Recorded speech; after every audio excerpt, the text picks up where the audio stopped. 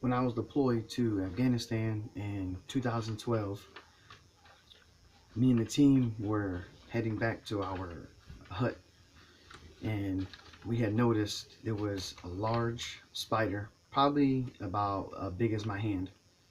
See my hand? It was furry, um, nasty looking, and it was right above our door. And we were all trying to get in, but we were all scared. Grown men scared. And my buddy Anderson ran next door to our office, and he went and got a broom, and we all stayed outside.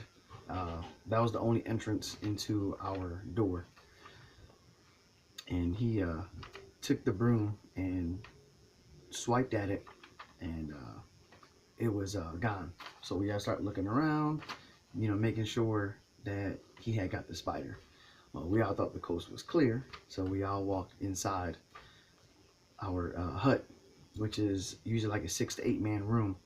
And Anderson puts the broom down by Johnson's door, which was the first door, like on the left hand side. And everybody started checking after gear, and all of a sudden Johnson started screaming, and he says, "The spider is in my room, man! The spider's in my room!" So he took off, and he came back in, and he took everything out of his room and went through it, searched through everything, couldn't find it. So after about an hour of him doing that, he bring everything back into his room.